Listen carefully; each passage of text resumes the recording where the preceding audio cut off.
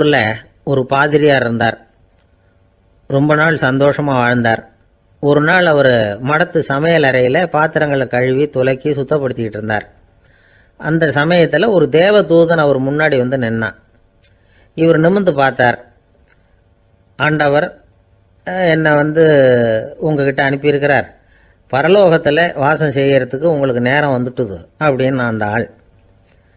ஆண்டவருக்கு என்னோட ஞாபகம் வந்ததுக்கு நன்றி. ஆனாலும் இப்போ இங்கே நீயே பாரு, எவ்வளவு பாண்டங்கள் பாக்கி இருக்கு, இவ்வளவையும் நான் சுத்தப்படுத்த வேண்டியிருக்கு. நான் நன்றி கெட்டவனாக இருக்க விரும்பலை. இந்த பணியை முடிக்கிற வரைக்கும் என்னுடைய பரலோக வாழ்வை தள்ளி வைக்க முடியுமா? நீ என்ன நினைக்கிற அப்படின்னு கேட்டார். தேவதூதன் தனக்கே உரிய விவேகத்தோட அன்போட பாதிரியாரை பார்த்தான். சரி, என்ன செய்யலாம்ங்கிறத அப்புறம் சொல்கிறேன் அப்படின்னு சொல்லிவிட்டு புறப்பட்டு போயிட்டான். ஒரு நாள் அந்த பாதிரியார் தோட்டத்தில் உள்ள களைகளை எல்லாம் ஒரு களை கொத்தியால் கொத்தி களை எடுத்துக்கிட்டு இருக்கிறார். அந்த சமயத்தில் இந்த தேவதூதன் மறுபடியும் அவர் முன்னாடி நிற்கிறான். பாதிரியார் பார்த்தார். இதை பாரு, இந்த தோட்டம் பூராவும் எவ்வளவு களை மண்டி கிடக்கு, பரலோகம் கொஞ்ச காலம் எனக்காக பொறுத்திருக்கலாம்னு நீ நினைக்கிறியா அப்படின்னு கேட்டார். தேவதூதன் சிரிச்சுக்கிட்டே மறுபடியும் மறைஞ்சிட்டான். மறுபடியும் அவர் களை எடுக்கிறது, தானிய களஞ்சியத்துக்கு வர்ணம் பூசுறது, இப்படிப்பட்ட வேலைகளில் ஈடுபட்டிருக்கார். இன்னொரு நாள் ஒரு மருத்துவமனையில் நோயாளிகளை கவனிச்சுக்கிட்டு ரொம்ப தீவிரமாக இருக்கிறார் அந்த பாதிரியார். ஒரு நோயாளியோட தாகத்துக்கு தண்ணீர் கொடுத்துட்டு நிமிர்ந்து பார்க்குறப்போ தேவதூதன் மறுபடியும் அவர் முன்னாடி நிற்கிறான். இந்த தடவை பாதிரியார் தன்னலமற்றவராக பேரன்பை காட்டக்கூடிய வகையில் தன்னுடைய 2 கைகளையும் உயர்த்தியபடி தேவதூதனின் கவனத்தை பிணியால் வாடக்கூடிய நோயாளிகளின் பக்கம் திருப்பினாராம். தேவதூதன் ஒன்றும் சொல்லலை, மறைஞ்சிட்டான். அன்னைக்கு சாயந்தரம் பாதிரியார் மடத்தில் உள்ள தன்னுடைய அறைக்கு போய் இளைப்பாறினார். யோசிச்சு பார்த்தார். தேவதூதனையும் தேவதூதனின் விருப்பத்தையும் பல நாள் தள்ளி போட்டு வந்ததையும் அவர் ரொம்ப நினச்சி பார்த்தார். திடீர்னு தான் முதுமை அடைகிறதையும் சோர்வு அடைகிறதையும் உணர்ந்தார். ஆண்டவரை நினைச்சார். ஆண்டவரே, உம்முடைய தூதனை மறுபடியும் என்கிட்ட அனுப்புனா நான் சந்திக்கிறதுக்கு ஆவலாக இருக்கேன் அப்படின்னு சொல்கிறப்பவே தேவதூதன் பக்கத்தில் நின்னான்.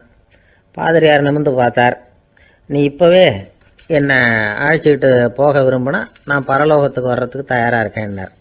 தேவதூதன் அந்த பாதிரியாரை அன்போடவும் விவேகத்தோடவும் பார்த்து, நீங்கள் என் கூட பரலோகத்துக்கு வர்ற தயாராக இருக்கிறதா சொல்கிறீங்க, ஆனால் நீங்கள் இதுவரைக்கும் வேற எங்கே இருந்ததா நினைக்கிறீங்க அப்படின்னானா. அப்படின்னா இதுவரைக்கும் இருந்த இடம் தான் பரலோகம் அப்படிங்கிறத உணர்த்தியிருக்கிறான். பரலோகம்னா என்னன்னு புரிஞ்சுக்கிறதுக்கு இந்த சம்பவம் நமக்கு உதவியாக இருக்குது. தொண்டு செய்கிறத விட பெரிய செயல் வேற எதுவும் இருக்க முடியாது. அது நம்ம மனசுக்கு கொடுக்குற சுகத்தை வேற எதுவும் கொடுக்க முடியாது. நாம் தொண்டு செய்கிற இடம் தான் அந்த புண்ணிய இடம். ஆனால் இந்த காலத்துல எல்லாம் நாம் தொண்டு செய்யணும்னு நினச்சி ஏதாவது ஆரம்பித்தா கூட அதை ஒரு மாதிரியாக சுற்றி நின்று வேடிக்கை பார்க்க ஆரம்பிச்சிடுறாங்க. ஒரு பெரியவர் அப்படித்தான் ஒரு தொண்டு செஞ்சுக்கிட்டு இருந்தார். ஒரு கோவில் கட்டிக்கிட்டு இருந்தாங்க. அதில் ஒரு இடத்துல ஒரு பலகையை வச்சு ஆணி அடிக்கிற வேலையை செஞ்சுக்கிட்டு இருந்தார் அந்த பெரியவர். ஒரு சின்ன பையன் அதை ரொம்ப ஊக்கமாக அக்கறையாக கவனிச்சுக்கிட்டு இருந்தான். பெரியவர் இதை கவனித்தார். என்னப்பா பார்க்குற, உனக்கும் இது மாதிரி தொண்டு செய்யணும்னு ஆசையாக இருக்கா அப்படின்னு கேட்டார். அதுக்கு அந்த பையன் சொல்கிறான், அப்படி இல்லைங்க, நீங்கள் ஆணி அடிக்கிறப்போ கையில் சுத்தியால் அடிச்சுக்கிட்டா எப்படி துடிப்பீங்க, எப்படி கத்துவீங்கன்னு தெரிஞ்சுக்கிறதுக்காக அதை பார்க்கணும்னு ஆசை, அதுக்காக தான் காத்துக்கிட்டு இருக்கேன் அப்படின்னு நான். திபேத் நாட்டில் புத்த மடாலயங்கள் நிறைய உண்டு. அதுக்கு ஒரு தலைமையகமும் உண்டு. அது இந்த திபேத் தலைநகரம் லாசாவில் இருக்குது. ரொம்ப காலத்துக்கு அப்பால் அதை பற்றிலாம் நிறைய விவரங்கள் எழுதி வச்சிருக்கிறாங்க. அது இப்போவும் நமக்கு கிடைக்குது. அதாவது ரொம்ப தூரத்துக்கு அந்தாண்ட மலைகளுக்கு நடுவில் ஒரு கிளை மடாலயம். அந்த மடத்தின் தலைவருக்கு வயசாயிட்டு தான். அதனால தலைமை பொறுப்பை வேற ஒருத்தர்கிட்ட ஒப்படைக்கலாம் அப்படின்னு முடிவு பண்ணாராம். உடனே ஒரு லாமாவை கூப்பிட்டார். அவர் மூலமா தலைமை மடாலயத்துக்கு செய்தி அனுப்புனார், பொருத்தமான வாரிசு ஒருத்தரை அனுப்பி வைக்கும்படியாக. அந்த வாலிப லாமா புறப்பட்டார். காடு மேடெல்லாம் நடந்து போறார். ரொம்ப நாள் கழிச்சு தலைமை பீடத்தை அடைஞ்சார். தலைமை குரு கிட்ட விவரத்தை சொன்னார். தகுதியான ஒருத்தரை அனுப்பி வச்சா அழைச்சிட்டு போறேன் அப்படின்னார். சரி, நாளைக்கு காலையில் நீங்கள் அவங்க எல்லாரையும் அழைச்சிட்டு போகலாம்னார் அவர். அவங்க எல்லாரையுமா? அங்கே தேவைப்படுறது ஒருத்தர் தானே அப்படின்னார் இவர். ஆமான்னார். அப்புறம் ஏன் எல்லாரையும் அழைச்சிட்டு போக சொல்கிறீங்கன்னார். அது இப்போ உனக்கு புரியாது. நான் ஒரு 100 பிக்குகளை அனுப்புகிறேன். அதாவது பிட்சுகளை. அவ்வளவு பேரையும் அங்கே வச்சு சமாளிக்க முடியாது அப்படின்னாரு இவர். இருந்தாலும் இப்போ அந்த தலைமை குரு என்ன சொன்னார்னா, அதை பற்றி கவலைப்படாத, நான் 100 பேரை அனுப்புகிறேன், அதில் 99 பேர் வழியிலேயே காணாமல் போடுவாங்க, ஒருத்தன் மட்டும்தான் வருவான், அவனும் அங்கே வந்து சேர்ந்துட்டான்னா நீ ரொம்ப கொடுத்து வச்சவன் அப்படின்னார். இவருக்கு ஒன்றும் புரியல. இருந்தாலும் மறுநாள் அந்த வாலிபல் 100 பேரை அழைச்சிக்கிட்டு புறப்பட்டார். போகிற வழியிலேயே பல பேர் அங்கங்கே பிச்சுக்கிட்டு போட்டாங்க. அவர் சொன்னது மாதிரியே வழியில் அவங்க ஊர்கள் இருந்தது தான் காரணம். அப்பா அம்மாவை பார்த்துட்டு வரேன் அப்படின்னு கொஞ்சம் பேர் போனாங்க, சொந்த பந்தத்தை பார்த்துட்டு வரேன் அப்படின்னு கொஞ்சம் பேர். ஒரு வாரம் ஆச்சு. இப்போ மிஞ்சினது 10 பேர் தான். வழியில் ஒரு நகரம், அங்கே சில பிட்சுக்கள் வந்து சந்திச்சாங்க. எங்கள் மடத்து தலைவர் இறந்துட்டார், உங்களில் யாராவது ஒருத்தர் எங்களுக்கு தலைவராக முடியுமா அப்படின்னு கேட்டாங்க. 10 பேரும் தயார். அதில் ஒருத்தரை அழைச்சிட்டு அவங்க போயிட்டாங்க. இன்னொரு ஊரில் சில பேர் வந்தாங்க, வழி மறிச்சாங்க. நில்லுங்க, எங்கள் மன்னர் மகளுக்கு திருமணம், அதை நடத்தி வைக்க 3 லாமாக்கள் தேவை அப்படின்னாங்க. இப்படி கொஞ்சம் கொஞ்சமாக எல்லாரும் காலி. கடைசியில் 2 பேரும் மிஞ்சினாங்க. அங்கே ஒரு இளம்பெண் எதிரில் வந்தா, எங்கள் அப்பா வேட்டைக்கு போயிருக்கிறாரு, இன்னும் திரும்பி வரல, வீட்டில் வேற யாரும் இல்லை, தனியாக இருக்க பயமாக இருக்கு, யாராவது ஒருத்தர் எனக்கு துணையாக இருக்கணும் அப்படின்னு கேட்டுக்கிட்டா. எங்கள் 2 பேரில் நீயே ஒருத்தரை தேர்ந்தெடுத்துக்கோ, இல்லைன்னா எங்களுக்குள்ள சண்டை வந்துடும் அப்படின்னாங்க. இப்போ மிஞ்சினவர் ஒருத்தர், அவருக்கும் ஒரு சோதனை வந்தது. ஒரு தர்க்கவாதி எதிரில் வந்தான், உன்னோட வாதம் பண்ணணும்னா. இவனோட வாதம் பண்ணுறேன், அது முடிய ரொம்ப காலம் ஆகலாம், தர்க்கத்தில் நான் ஜெயிச்சா அங்கே வரேன், இல்லைன்னா இவருடைய சீடனை ஆயிடுவேன் அப்படின்னார் அவர். கடைசியாக அழைக்க வந்த வாலிபலாமா மட்டும் வெறும் கையோடு திரும்பி போனார். அங்கே இருந்த வயசான மடாதிபதி கேட்டார், எத்தனை பேர் அங்கேருந்து புறப்பட்டீங்கன்னார். என்னையும் சேர்த்து 101ன்னார் அவர். நல்லது, நீயாவது திரும்பி வந்திய, அதுதான் எனக்கு போதும், ஏன்னா நீ தான் எனக்கு உண்மையான வாரிசு, அந்த 100 பேரில் யாரும் வரமாட்டாங்க அப்படின்னார் அவர். ஏன்னா அவருக்கு தெரியும் இவர் ஒருத்தர் தான் திரும்பி வருவாருங்கிறது. திபேத்தில் ஒரு பழங்கால பழமொழி உண்டாம், 100 பேர் செல்லலாம், எப்பொழுதாவது ஒருவன் அபூர்வமாக அடைய வேண்டிய இடத்தை அடைவான். இதுதான் அந்த பழமொழி. ஒரு உன்னதமான இலக்கை அடையணும்னா அது அவ்வளவு சுலபமான காரியம் இல்லை. இந்த காலத்து மடாலயம் ஒன்றும், அதில் ஒரு தலைவர், அவருக்கு வயசாயிட்டுது, தனக்கு ஒரு வாரிசை நியமிக்கணும் அப்படின்னு ஆசைப்பட்டார். ரொம்ப கஷ்டப்பட்டு ஒருத்தரை பிடிச்சார், தனக்கு வாரிசா நியமிச்சுட்டு அவர் சமாதி ஆயிட்டார். புதுசாக பொறுப்பேற்றுக்கிட்டவர் அப்படியே உட்காந்துருந்தார். அவரை தேடிட்டு பத்திரிகை நிருபர்கள்லாம் வந்தாங்க, கேட்டாங்க. அவர் உங்கள் பொறுப்பில் வந்து அவர் பெரியவர் விட்டுட்டு போன இது எவ்வளவு சுமாராக தேரும், எவ்வளவு விட்டுட்டு போனார் அப்படின்னு கேட்டிருக்கிறாங்க. அது என்ன ஒரு 50 லட்சம் இருக்கும் அப்படின்னாராம். அவ்வளவும் பணமா அப்படின்னு கேட்டிருக்காங்க. இல்லைங்க, கடன் அப்படின்னாராம் இவர். ஒரு காடு, அங்கே புத்தர் அவர் பாட்டுக்கு நடந்து போய்கிட்டே இருக்கிறார். அவருக்கு பின்னாடி ஒரு குரங்கு, அதுவும் தொடர்ந்து வந்துக்கிட்டே இருக்குது. புத்தர் திரும்பி பார்த்தார். குரங்கு அப்படியே குதித்து உயர எழும்பி ஒரு கிளையில் போய் உக்காந்துது. ஏன் இப்படி பண்ணுறேன்னு கேட்டார் புத்தர். என்னை சாதாரணமாக நினைக்க வேணாம், நான் மகாமந்தி, என்னால் எல்லாம் முடியும், முடியாதுங்கிற வார்த்தையே என்னுடைய அகராதியில் கிடையாது, என்ன வேணும்னாலும் செய்வேன் அப்படின்னுது. அப்படின்னா ஒரு பந்தயம் வச்சுக்கலாமான்னார் இவர். ஓ வச்சுக்கலாமேன்னுது. வேற ஒன்றும் இல்லை, இப்போ நீ மேலே எழும்பி அந்த கிளையில் உட்காந்தது மாதிரி அங்கேருந்து தாவி என் உள்ளங்கையில் உட்காரணும், அவ்வளவுதான் அப்படின்னார். அப்படி உட்காந்துட்டா என்ன பரிசு அப்படின்னு கேட்டது அது. சொர்க்கத்தில் இருக்கிற மாமன்னன் மரகத சக்கரவர்த்தியை என்னோட இருக்கும்படியாக கூப்பிட்டுக்கிறேன். அந்த சமயத்தில் அவருடைய அரியணை அங்கே காலியாயிடும், நீ அதில் போய் உட்காந்துக்கலாம். பந்தயத்தில் தோத்துட்டா ஒரு கல்ப காலம் இந்த பூமியில் வாழ வேண்டியிருக்கும், அதுக்கு பிறகு தான் என்கிட்ட வர முடியும், என்ன சொல்கிற அப்படின்னார்.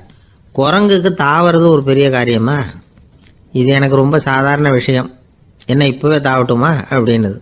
சரின்னு சொல்லி உள்ளங்கையை நீட்டினார். அவருடைய கை தாமரை இலை அளவுக்கு அப்படியே விரிஞ்சுது. குரங்கு சௌகரியமாக உட்கார்றதுக்காக. குரங்கு தாவறதுக்கு தயாராச்சு. அதுக்கு முன்னாடி ஒரு சின்ன யோசனை அதுக்கு.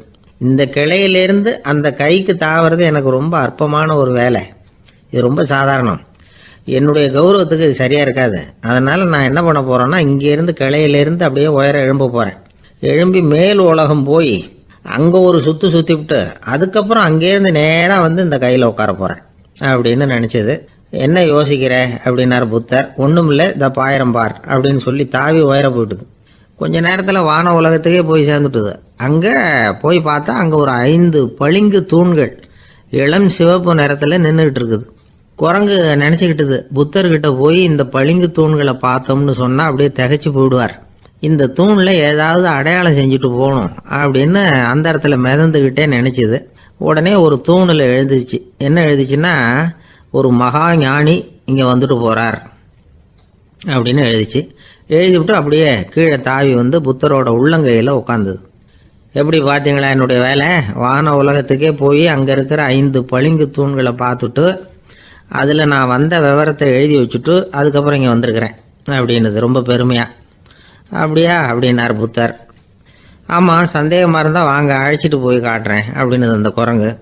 அதுக்கு தேவையில்லை, அப்படியே கொஞ்சம் கீழே குனிஞ்சு பார் தெரியும் அப்படின்னார் புத்தர். அங்கே பார்த்தா புத்தரோட உள்ளங்கை தெரிஞ்சுது. நல்லா உத்து பார்த்துது. அவரோட ஒரு விரலில் அது எழுதிய வாசகம் தெரிஞ்சுது. குரங்கு யோசனை பண்ணிச்சு, அப்படின்னா வானத்தில் நான் பார்த்தது புத்தரோட விரல்களா அப்படின்னு யோசிச்சுது. இதை புரிஞ்சுக்கிட்ட உடனே அந்த குரங்கோட கர்வம் அழிஞ்சு போச்சான். நம்ம மனசு தான் இந்த குரங்கு. மனம்ங்கிறதும் ஆணவம்ங்கிறதும் ஒரு நாணயத்தின் 2 பக்கங்கள். மனம் உள்ளவரை ஆணவமும் இருக்கும். மனம் அழிஞ்சாதான் ஆணவம் அழியும். மனம் அழிய வேண்டும் அப்படின்னு பெரியவங்க சொல்கிறது இந்த அர்த்தத்தில் தான். நம்ம ஆளுங்க சவால் விடுறதெல்லாம் வேறு மாதிரி. ஒருத்தன் ஒரு வாய்க்காலை தாண்டுறேன்னு பந்தயம் கட்டி தாண்ட முடியாமல் வாய்க்காலில் விழுந்து காலை உடச்சிக்கிட்டு கட்டு போட்டுக்கிட்டு வந்தான்.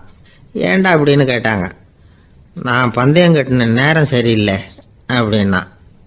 எப்படிறான்னு கேட்டிருக்காங்க.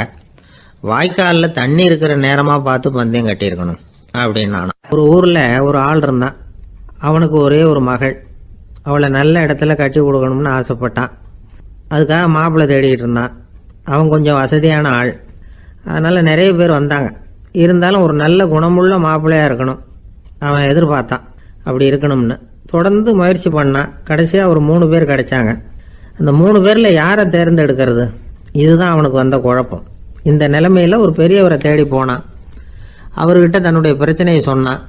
அவர் கொஞ்சம் யோசனை பண்ணார். அதுக்கப்புறம் 3 பேரையும் கூப்பிட்டார். இதை பாருங்கப்பா, உங்கள் 3 பேருக்கும் 3 மாத கால அவகாசம் தர்றேன். நீங்கள் இப்போ போகலாம். 3 மாதம் கழித்து திரும்பி வரலாம். அப்படி வரும்பொழுது இந்த 3 மாத காலத்தில் நீங்கள் செஞ்ச நல்ல காரியம் ஏதாவது ஒன்று சொல்லணும்.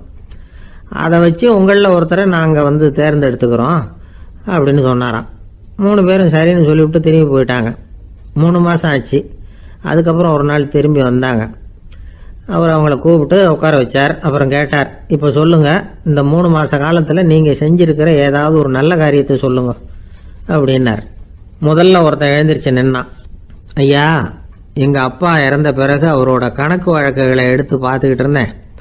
அவர் ஒரு வியாபாரிகிட்ட 10,000 ரூபா கடன் வாங்கியிருக்கிறதாக எழுதியிருந்தார். அந்த வியாபாரியும் இப்போ உயிரோடு இல்லை. இருந்தாலும் அந்த வியாபாரியோட மகனை தேடி கண்டுபிடிச்சேன். கணக்கு புத்தகத்தை காட்டினேன். எங்கள் அப்பா உங்கள் அப்பா கிட்ட 10,000 ரூபா கடன் வாங்கியிருக்கிறதாக இதை எழுதியிருக்கிறார். அதனால் அதை திருப்பி கொடுக்கறதுக்காக வந்திருக்கிறேன். இந்தாங்க அந்த பணம் அப்படின்னு சொல்லி கொடுத்துட்டு வந்துட்டேன் அப்படின்னு நானும். இதை பெரியவர் கவனமாக கேட்டுக்கிட்டார். அதுக்கப்புறம் 2வது இளைஞன் எழுந்திரிச்சான். ஐயா, நான் போன மாதம் ஒரு நாள் ராத்திரி வேளையில் ஒரு காட்டுப்பாதை வழியாக எங்கள் ஊருக்கு போய்கிட்டு இருந்தேன். அந்த சமயத்தில் அந்த வழியாக வந்துக்கிட்டு இருந்த ஒரு வழிப்போக்கர்கிட்ட 4-5 திருடர்கள் வம்பு வளர்த்து அவர்கிட்ட இருந்த பொருளை எல்லாம் கொள்ளையடிச்சிக்கிட்டு இருந்தாங்க. நான் உடனே ஒரு குச்சியை எடுத்துகிட்டு ஓடினேன். அந்த திருடர்களை அடித்து விரட்டினேன். பொருளை எல்லாம் மீட்டு அந்த வழிப்போக்கர்கிட்ட ஒப்படைச்சேன். அவரை பத்திரமா அழைச்சிட்டு போய் அவர் வீட்டில் விட்டுட்டு வந்தேன் அப்படின்னு நானும். இதையும் பெரியவர் கவனமாக கேட்டுக்கிட்டார். அடுத்தபடியாக 3வது இளைஞன் எழுந்திரிச்சான். ஐயா, போன மாதம் ஒரு நாள் நான் ஒரு மலைப்பாதை வழியாக போய்கிட்டு இருந்தேன். மலைப்பாதை விளிம்பில் ஒரு மதகு கட்டை, அது மேலே ஒரு ஆள் படுத்து தூங்கிட்டு இருந்தான். அந்த பக்கம் தவறி உருண்டு விழுந்திருந்தான்னா அதில் பாதாளம். அது மலையடி வாரத்தில் போய் தான் விழணும், அவ்வளவு பள்ளம். அது தெரியாமல் அவன் பாட்டுக்கு தூங்கிட்டு இருந்தான். நான் உடனே அவன்கிட்ட ஓடி போய் குனிஞ்சு அவன் முகத்தை பார்த்தேன். அப்போ தான் புரிஞ்சுது, அவன் ஏற்கனவே எனக்கு தெரியும். அவனை எனக்கு நிறைய கெடுதல் பண்ணியிருக்கிறான், இடைஞ்சல் கொடுத்தவன். இருந்தாலும் ஐயோ பாவம்னு நினச்சி அவனை எழுப்பி பாதுகாப்பாக வேற ஒரு இடத்துல படுக்க வச்சுட்டு வந்தேன் அப்படின்னு நானும். பெரியவர் இதையும் கேட்டுக்கிட்டார். அதுக்கப்புறம் அவங்க 3 பேரையும் பார்த்து நீங்கள் போகலாம் நாங்கள் யோசித்து முடிவு பண்ணி உங்களுக்கு சொல்லி அனுப்புகிறோம் அப்படின்னாராம். அந்த இளைஞர்கள் புறப்பட்டு போயிட்டாங்க. அதுக்கப்புறம் அந்த பெண்ணோட அப்பாவை பார்த்து சொன்னார், இந்த 3 பேருமே நல்ல பிள்ளைங்க தான், அதில் ஒன்றும் சந்தேகம் இல்லை. இருந்தாலும் இந்த 3 பேர் செஞ்ச செயல்களையும் ஒப்பிட்டு பார்க்க வேண்டியிருக்கு. முதல் இளைஞன் நேர்மைக்கு எடுத்துக்காட்டாக விளங்குறான். இந்த காலத்தில் இது மாதிரி இளைஞர்களை பார்க்கறது ரொம்ப கஷ்டம்தான். இருந்தாலும் அவன் கடமையை தான் செஞ்சான். 2வது இளைஞன் நல்ல வீரன், தைரியசாலி. ஒரு வீரன் எதை செய்யணுமோ அதைத்தான் இவன் செஞ்சான். இவன் ஒரு லட்சிய மனிதன். 3வது இளைஞன் தன்னுடைய பகைவனுக்கே உதவி செஞ்சிருக்கான். அவன் உயிரை காப்பாற்றி இருக்கிறான். பகைவனுக்கு அருள்வதுங்கிறது ஒரு சாதாரண மனுஷனால செய்யக்கூடிய காரியம் இல்லை. பகையை மறக்கிறதும் பகைவனுக்கு அருள்வதும் தெய்வீக பண்புகள். அதனால் இவனையே உன்னுடைய மகளுக்கு ஏற்ற மாப்பிள்ளையா தேர்ந்தெடுக்கலாம் அப்படின்னு சொன்னாங்களாம். ஒரு நல்ல நாளில் அவங்களுக்கு திருமணம் நல்ல விதமாக நடந்து முடிஞ்சுதான். இது சுவாமி சின்மயானந்தர் சொல்லியிருக்கிற ஒரு கதை. இதிலிருந்து நாம் புரிந்து கொள்ள வேண்டிய ஒரு கருத்து, நமக்கு கெடுதல் பண்ணவங்களுக்கும் நாம் நல்லது செய்யணும். ஆனால் நடைமுறையில் அப்படி நம்மளால் செய்ய முடியறதில்ல. அதுதான் சிக்கல். நம்மால் ஒருத்தங்கிட்ட கேட்டேன், ஏண்டா உன்னுடைய பகைவன் ஒருத்தன் அது மாதிரி ஒரு மலைப்பாத மதகு கட்டையில் படுத்திருந்தா உடனே நீ என்ன நினைப்ப அப்படின்னு கேட்டோம். இது ஒரு அருமையான சந்தர்ப்பம்னு நினைப்பேன் அப்படின்னா. எதுக்குன்னு கேட்டோம். அவனை அந்த பக்கமாக உருட்டி கீழே தள்ளுறதுக்கு அப்படின்னா. ஒருத்தர் ரொம்ப கவலையோடு உட்காந்துருந்தார். எதை பற்றி சார் கவலைப்படுறீங்கன்னு கேட்டோம். எதிர்காலத்தை பற்றி கவலைப்படுறேன்னார். ஏன்னு கேட்டோம். என்ன பண்ணுறதுன்னே தெரியல சார், எதிர்காலம் ஒரே இருட்டாக இருக்குது, பாதையே புரியலன்னார். இன்னைக்கு நம்ம இளைஞர்கள் பல பேருக்கு எதிர்காலம் இருட்டாக தான் தெரியுது. அவங்கெல்லாம் இந்த கதையை கொஞ்சம் கேட்கணும். ஒரு மலை அடிவாரத்தில் ஒரு சின்ன கிராமம். அந்த மலை ரொம்ப உயரமானது. அடர்த்தியாக செடி கொடிகள் மரங்கள் அதில் மண்டி கிடக்குது. பகல் வேளையில் இருட்டாக தான் இருக்கும், அவ்வளவு அடர்த்தி. அந்த மலை உச்சியில் ஒரு கோவில். நாள் ராத்திரியே புறப்பட்டாதான் காலையில் அந்த கோயிலுக்கு போய் சேர முடியும். கிராமத்து இளைஞன் ஒருத்தன் அந்த மலை உச்சிக்கு போக வேண்டியிருந்தது. கையில் ஒரு விளக்கை எடுத்துக்கிட்டு நாள் ராத்திரியே புறப்பட்டான். புறப்பட்டு போனவன் கிராமத்து எல்லையிலேயே நின்றுட்டான். ஏன் தெரியுமா? அவன் கையில் இருந்த விளக்கோட வெளிச்சம் 10 அடி தூரத்துக்கு தான் தெரியுது. அது வரைக்கும் தான் பாதை தெளிவாக இருக்குது. அதுக்கு அப்பால எல்லாம் ஒரே இருட்டாக இருக்குது, பாதை புரியல. இவன் யோசனை பண்ணி பார்த்தான். மனசுக்குள்ள ஒரு சந்தேகம். 10 அடி தூரம் தானே வெளிச்சம் தெரியுது, அப்படின்னா நாம் 10 அடி தூரம் தானே போக முடியும். அதுக்கு அந்தாண்ட ஒரே இருட்டாக இருக்குதே, அதில் எப்படி நாம் நடந்து போகிறது? நாம் ரொம்ப தூரம் நடந்து போய் ஆகணுமே. அப்படிப்பட்ட நினப்பெல்லாம் அவனுக்கு வந்துட்டுது. இதுதான் அவன் மனசில் ஏற்பட்ட தயக்கம். இப்படி யோசிச்சுக்கிட்டே அந்த இளம் ஆசாமி புறப்பட்ட இடத்துலயே நின்றுக்கிட்டு இருக்கிறான். அந்த சமயத்தில் ஒரு வயசான பெரியவர் அந்த பக்கமாக வந்தார். அவர் கையில் இதை விட சின்னதாக ஒரு விளக்கு வச்சிருந்தார். அது எப்படின்னா அது ஒரு 5 அடி தூரத்துக்கு தான் வெளிச்சம் காட்டுது. அவ்வளவு சின்ன விளக்கு. அவரும் மலை உச்சிக்கு போகிறதுக்காக தான் வந்துகிட்டு இருக்கிறார். அவரை பார்த்து இவன் கேட்டான், என்ன பெரியவரே, இவ்வளவு சின்ன விளக்க வச்சுக்கிட்டு அவ்வளவு தூரத்துக்கு எப்படி மலையேற போறீங்க அப்படின்னு கேட்டான். நீ ஏன் இப்படி தயங்கிட்டே நிற்கிறேன்னு கேட்டார் பெரியவர். என்கிட்ட இருக்கிற விளக்கு 10 அடி தூரத்துக்கு தான் பாதையை காட்டுதுன்னா. இப்போ பெரியவர் சொன்னார், தம்பி, உன் கையில் இருக்கிற விளக்கு கொடுக்குற வெளிச்சத்தை வச்சு நீ முதல்ல 10 அடி தூரம் முன்னாடி போ. 10வது அடியில் போய் நின்றுக்கிட்டு பாரு, மறுபடியும் ஒரு 10 அடி தூரத்துக்கு பாதை தெரியும். இப்படி உன் கையில் இருக்கிற விளக்கு தொடர்ந்து வெளிச்சம் காட்டிக்கிட்டே இருக்கும். நீ முன்னேற முன்னேற அந்த வெளிச்சமும் முன்னேறும். அதனால எத்தனை கிலோமீட்டர் தூரம் வேணும்னாலும் நீ இந்த 10 அடி தூரம் வெளிச்சத்தை வச்சுக்கிட்டே நீ போயிடலாம், புறப்படு அப்படின்னார். இப்போதான் அந்த பெரியவர் சொன்னது இளைஞனுக்கு பளிச்சுன்னு புரிஞ்சுதான். உடனே உற்சாகமாக புறப்பட்டான், உச்சிக்கு போய் சேர்ந்தான். இந்த கதையிலேருந்து நாம் புரிஞ்சுக்க வேண்டியது என்ன தெரியுமா? நீண்ட கால திட்டம் ஒன்று போடும் பொழுது நமக்கு முன்னாடி இருக்கிறத மறந்துட்டு மனசை போட்டு குழப்பிக்க கூடாது. உங்கள் கையில் என்ன இருக்கோ அதுலேயே உங்கள் எதிர்காலம் மறைஞ்சிருக்குது.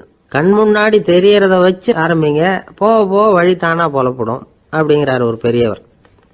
பெரிய பயணங்களையெல்லாம் இப்படி தான் நடத்த வேண்டியிருக்கும். ஒவ்வொரு அடியாக எடுத்து வச்சா ஓடி போய் சேர்ந்து விடலாம். மலைச்சு போய் நின்றுட்டா நின்றுக்கிட்டே இருக்க வேண்டியது தான். நம்ம ஆள்லாம் ரொம்ப மோசமாக இருக்கிறாங்க. ஒருத்தன் அப்படி தான் நீண்ட தூர பிரயாணம் ஒன்று புறப்பட்டான். ரயில் போய்கிட்டே இருந்தது. கொஞ்சம் தூரம் போச்சு, பாதி வழியில் கையில் வச்சுருந்த டிக்கெட்டை காற்றுல விட்டுட்டான். ஐயோ என் டிக்கெட்டு போயிட்டுதே அப்படின்னு கத்த ஆரம்பிச்சுட்டான். பக்கத்தில் இருந்த பெரியவர் அவனை பார்த்து பரிதாபப்பட்டு, கவலைப்படாத தம்பி, போனா போகுது, வேற டிக்கெட் வாங்கிக்கலாம் அப்படின்னு ஆறுதல் சொன்னார். அதுக்கு அவன் சொல்றான், சார் நான் அதுக்காக அழலை, அந்த டிக்கெட்டு கிடைச்சா தானே நான் எந்த ஊருக்கு போகணுங்கிறது எனக்கு தெரியும் அப்படிங்கிறான். ஒரு நண்பர் யாருக்கோ ஃபோன் பண்ணிட்டு இருந்தார். அவர் பேசி முடிச்சதும் நான் அவரை பார்த்து, இப்போ ஃபோன் பண்ணீங்களே அந்த ஃபோன் நம்பர் என்ன அப்படின்னு கேட்டேன். அவர் தலையை சொரிஞ்சுக்கிட்டார், ஞாபகம் வரலன்னார். சரி சார் அதை விடுங்க, உங்க மனைவி பேர் என்ன அப்படின்னு கேட்டேன். மாலதின்னார். என்ன சார் இது வேடிக்கை, கொஞ்ச நேரத்துக்கு முன்னாடி பேசின ஃபோன் நம்பர் மறந்து போச்சு, எப்போவோ கல்யாணம் பண்ணிக்கிட்ட மனைவி பேர் மறக்கல, அதை கரெக்டா சொல்லிவிட்டீங்களே அப்படின்னு கேட்டேன். அவர் என்ன ஒரு மாதிரியா பார்த்தார். அவரு அப்படி என்னை பார்த்ததுல ஒன்றும் தப்பு இல்லை, ஏன்னா நாம எல்லாருமே அப்படித்தானே, ஒரு குறிப்பிட்ட காரியத்துக்காக தொலைபேசியில ஒருத்தட்ட பேசுறோம், அதுக்கப்புறம் அந்த எண் நமக்கு அனாவசியம், அதனால மறந்துடுறோம். இதுக்கு பேர் தான் தற்காலிக ஞாபகம்.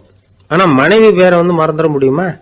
முடியாது. அது அவசியமான ஒண்ணு. அடிக்கடி அந்த பேரை உபயோகப்படுத்துறோம், அதனாலேயும் அது முக்கியங்கிறதுனாலேயும் அதை மறக்கிறது இல்லை. இதுக்கு பேரு நிரந்தர ஞாபகம். சரி, இந்த தற்காலிக ஞாபகம், நிரந்தர ஞாபகம், இது ரெண்டு ஞாபக அளவுகளையும் கட்டுப்படுத்துறது எது அப்படின்னா மூளைக்குள்ள நடக்கிற மின்சார நடவடிக்கைகள் தான். தற்காலிக ஞாபகம் ஒரு மின்னல் மாதிரி தோன்றி மறையுது. நிரந்தர ஞாபகம் ஒரு படிவம் போல மூளையில படிஞ்சுடுது. ஒரு சம்பவத்தின் பல பிரதிகள் மூளையில பல்வேறு பகுதிகளிலேயும் படியறதுனால ஒன்னு மறைஞ்சாலும் மறந்தாலும் இன்னொன்னு மறையறதில்ல. இப்படிப்பட்ட நிலைமையில தான் தொண்டையில இருக்கு, வாயில வரமாட்டேங்குது சார் அப்படிமா. ஒருத்தருக்கு எந்த துறையில ஆர்வமும் ஈடுபாடும் அதிகமோ அது சம்பந்தமான ஞாபக சக்தி அதிகமா இருக்கும். தொழிலை விரும்புகிற ஒரு டெலிபோன் ஆபரேட்டருக்கு எண்கள்லாம் நல்ல ஞாபகம் இருக்கும். அது மாதிரி கவிஞர்களுக்கு வார்த்தைகள் நல்ல ஞாபகத்தில் இருக்கும். இது ஒரு பக்கம் இருந்தாலும் ஒரு மூளை எண்களை விட எழுத்துக்களை விட படங்களை ரொம்ப சுலபமா ஞாபகத்துல வச்சுக்குது. புரிஞ்சுக்கிற தன்மை, அனுபவம், புத்தி கூர்மை இது கூடி குறையறத பொறுத்து ஞாபக சக்தியும் ஏறும் இறங்கும். இப்ப உதாரணத்துக்கு ஒரு பையனுக்கு படிச்சது எதுவும் ஞாபகத்துல இல்லைன்னா அவன் அதை சரியா புரிஞ்சுக்கலன்னு அர்த்தம். இந்த மறதிங்கிறது எந்த சமயத்துல ஒரு பிரச்சனை ஆகுது தெரியுமா? உங்களுக்கு வேண்டியப்பட்ட ஒருத்தரை ஞாயிற்றுக்கிழமை சாயந்தரம் சரியா 5 மணிக்கு கடற்கரைக்கு வர சொல்லிவிட்டு அந்த நேரத்தை மறந்துட்டா அது பரவாயில்ல, வர சொன்னதையே மறந்துட்டாதான் நிலைமை மோசம்னு அர்த்தம். இப்படி இருந்தா இது சிகிச்சை எடுத்துக்க வேண்டிய நிலைமைங்கிறத புரிஞ்சுக்கணும். ஆமா, இதுக்கும் மருந்து இருக்கு. ஆனா மூளை குறிப்பிட்ட அளவுக்கும் கீழே இயங்குறப்போவோ இன்னொன்னு சொல்லுவாங்க, இந்த நியூரோ டிரான்ஸ்மிட்டர் அப்படின்னு சொல்லுவாங்க. அப்படிங்கிற மூளை ரசாயனம் ரொம்பவும் குறைஞ்சி போறப்போ மட்டும்தான் உபயோகப்படும். டாக்டர் என்ன சொல்றாங்க தெரியுமா? மூளையை பொறுத்த வரைக்கும் அதுல ஞாபக சக்தி அதிகமா உள்ள மூளை, மறதி உள்ள மூளை அப்படின்னு ஒன்றும் கிடையாது அப்படிங்கிறாங்க. நினைவு வச்சுக்கிறதுக்கு பயிற்சி அளிக்கப்பட்ட மூளை, பயிற்சியற்ற மூளை அப்படின்னு வேணும்னா சொல்லலாம் அப்படின்னு சொல்றாங்க. அதனால நம்ம ஞாபக சக்திங்கிறது நம்ம கிட்ட இருக்கிற பயிற்சி, முயற்சி இதை பொறுத்து தான் அமையும். ஒருத்தர் ஒரு பென்சிலை எங்கேயோ வச்சுக்கிட்டு தேடிக்கிட்டு இருந்தார். அப்புறம் என்னமோ தீவிரமா யோசனை பண்ணி அதை ஞாபகப்படுத்தி பார்த்துக்கிட்டு இருந்தாராம். எதிரில் உட்கார்ந்து இருந்தவர் சொன்னார், பென்சிலை தானே தேடிட்டு இருக்கீங்க, அது உங்க வலது காதுல இருக்குது சார் அப்படின்னாராம் அவரு. இதுக்கு அவரு சொல்லியிருக்காரு, பென்சிலை வலது காதுல தான் வச்சிருக்கேங்கிறது எனக்கு நல்லா ஞாபகம் இருக்கு, ஆனா எது வலது காதுங்கிறது தான் மறந்து போச்சு அப்படின்னாராம். அவர் அதை தான் யோசிச்சுட்டு இருந்திருக்கிறார். ஒருத்தர் ஓடி வந்தார், இன்னொருத்தரை பார்த்து, சார் உங்க சைக்கிளை ஒரு நாள் இரவல் கொடுங்களேன், பக்கத்து ஊருக்கு போயிட்டு வர வேண்டியிருக்கு அப்படின்னார். இவர் சைக்கிளை கொடுத்து பத்திரமா கொண்டுட்டு போங்கன்னார். சார் இதை பத்திரமா கொண்டு போறேன், கவலையே வேணாம், ஏன்னா இது உங்களோட சைக்கிள் அப்படின்னு நான் நினைக்கல, என்னோட சைக்கிளா நினைக்கிறேன் அப்படின்னார். அதுக்கப்புறம் தான் இவருக்கு உண்மையாவே பயம் வந்துட்டுது. ஏன்னா அவர் சொன்னது மாதிரி அதை தன்னோட சைக்கிளாவே நினைச்சு தள்ளிட்டு போட்டா என்ன பண்றது? எது எதை நம்முடையதா நினைக்கணுங்கிறதுக்கு ஒரு வரையறை இருக்கு. சில பேர் ஆபீஸையே வீடா நினைச்சு விடுறது உண்டு. அப்படிப்பட்டவங்க கூட வீட்டை ஆபீஸா நினைக்கிறது இல்லை. ஏன்னா வீட்டில் இவர் ஆபீசரா நடந்துக்க முடியறதில்லை. இதெல்லாம் ஒரு பக்கம் இருக்கட்டும், இப்போ விஷயத்துக்கு வருவோம்.